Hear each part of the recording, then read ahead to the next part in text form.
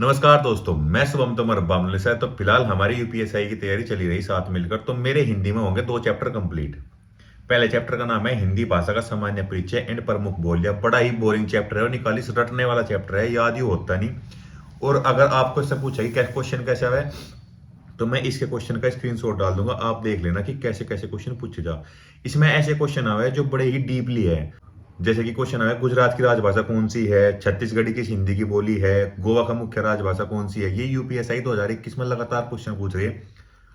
तो मैं इसका स्क्रीनशॉट लेकर डाल दूंगा, आप देख लो कि कैसे कैसे क्वेश्चन आवे और यही ध्यान से पढ़ने हैं। यह वीडियो बनाने का मतलब सिर्फ इतना है कि कम टाइम है, तो जो जो इंपॉर्टेंट है बस वो पढ़ लेना। तो मेरे 2 चैप्टर कंप्लीट हो गए। पहला चैप्टर यू था हिंदी भाषा का सामान्य परिचय प्रमुख प्रमुख बोलियां, और दूसरा चैप्टर है हिंदी वर्णमाला और विराम चिन्ह। बड़ा ही बेहतरीन चैप्टर है। विराम चिन्ह तो कुछ है ही नहीं, 10-15 मिनट का सारा ही खेल है। हिंदी वर्णमाला में ही है जो कुछ है। हिंदी वर्णमाला में भी एक टेबल है जो याद करनी है, जिसमें अघोष सघोष कौन सा है, अल्पप्राण कौन सा है, महाप्राण कौन सा है।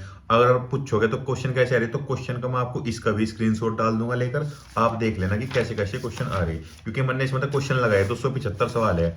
बुक आप कोई सी भी ले लो, आदित्य पब्लिकेशन की ले लो, या हिंदी की, या है यूनिवर्सल वालों की, इसकी ले लो, या यूनिवर्सल वालों की ले लो। बस इसमें थोड़ा सा ये फर्क है, इसमें थोड़ी सी गलतियां कम है, उसमें थोड़ी सी गलतियां दे रखी है आंसर में, बाकी इसमें गलतियां कम है।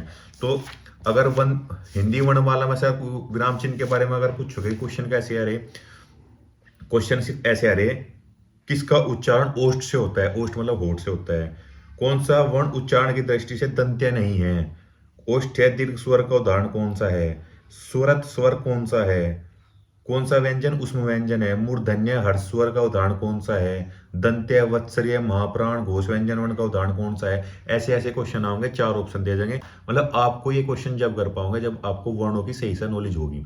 और नॉलेज सिर्फ एक टेबल पढ़ लेना, उससे ही हो जाएगी। बाकी आपको ज्यादा टाइम नहीं लगा वर्णमाला पढ़ने में, मतलब वहीं पर वर्णमाला ऊपर ऊपर से पढ़ लो, और एक टेबल, उस टेबल का भी मैं आप स्क्रीनशॉट लेकर डाल दूंगा, उसे उसे देख लियो, तो ये सारे क्वेश्चन भी हो जाएंगे। यूपीएसआई के मैंने 275 क्वेश्चन लगाए, हिंदी वर्णमाला और विराम चिन्ह मत है। तो इस मत है यही क्वेश्चन आ रहे 2021 में, लगातार क्वेश्चन आ रहे हैं। मैं फोटो लेकर डाल दूंगा, आप देख लेना। बाकी विराम चिन्ह तो कुछ है ही नहीं, एक बार पढ़ोगे आसानी से याद हो जाएगा, और ऑप्शन देख कर भी आप विराम चिन्ह का तुक्का लगा सको, सही बैठ जाएगा। क्योंकि है ही नहीं कुछ, अल्प विराम, अर्ध विराम, प्रश्नवाचक चिन्ह, विस्मयादि बोधक चिन्ह कौन सा है, मतलब ऐसे ऐसे नॉर्मल क्वेश्चन है।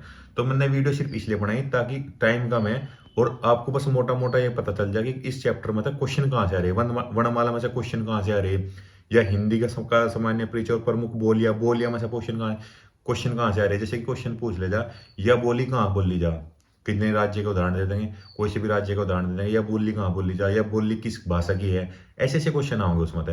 लेकिन वर्णमाला में तो सिंपल क्वेश्चन आओगे, अल्पप्राण कौन सा, घोष कौन सा, अघोष कौन सा, ऐसे ऐसे क्वेश्चन आओगे। तो उन्हीं पर ध्यान देना, मैं स्क्रीनशॉट लेकर डाल दूंगा, आप देख लेना। बाकी भाई चैनल को सब्सक्राइब करो, लाइक करो। डेली हमारी मेहनत चलने लग रही है, मैं आपको डेली बताने लग रहा कि कैसे कैसे क्या करना है। थोड़ा साथ मिलकर तैयारी करेंगे ना तो उससे कंटिन्यूटी बनी रहेगी, और कंटिन्यूटी ही जरूरी है।